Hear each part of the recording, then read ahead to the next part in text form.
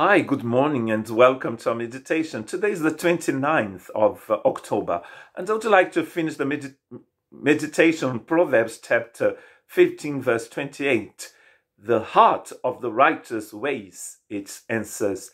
So how are we going to weigh our answers? How are we going to shut our mouths before saying anything that might hurt people and might hurt ourselves?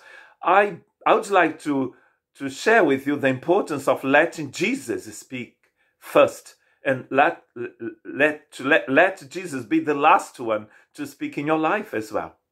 It's the word of Jesus that counts. When God speaks, Isaiah says, the earth will tremble.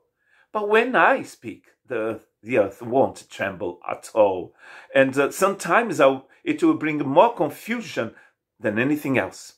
So I would like to read in Isaiah. We could finish this meditation with 1 minute, but I still would like to read Isaiah and Matthew. Isaiah chapter 11 verse 1 to 5 says this: "A shoot will come up from the stump of Jesse. From his roots a branch will bear fruit. The Spirit of the Lord will rest on him, the Spirit of wisdom, Spirit of understanding, the Spirit of counsel, and the Spirit of might, the Spirit of knowledge, and the Spirit of the fear of the Lord." Here are the 7 spirits of the Messiah described in Revelation. The Messiah, the Lamb in Revelation, has got the 7 spirits of God. It is a spirit of knowledge. He knows what he's going to say. He knows what he's doing. He understands everything.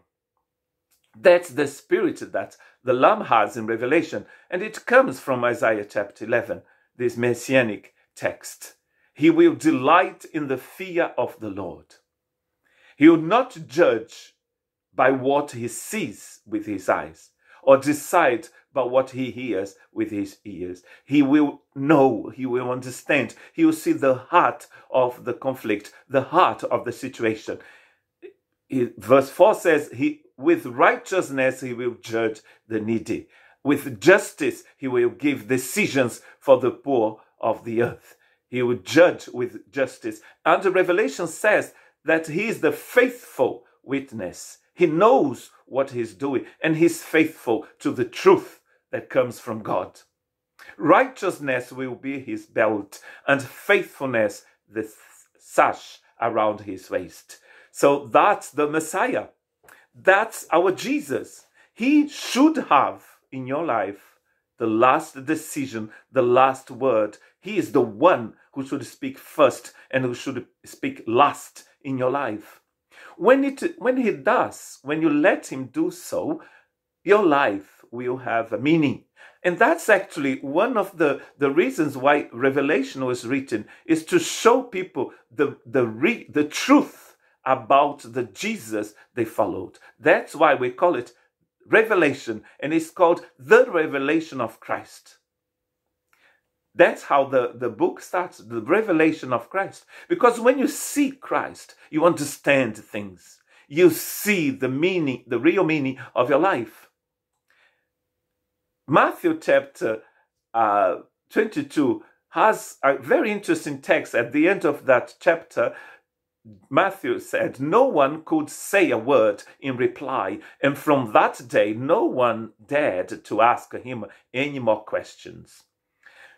This time it was Jesus asking the Pharisees. Normally the Pharisees had lots of questions, but they were not willing to learn. They just wanted to trap Jesus.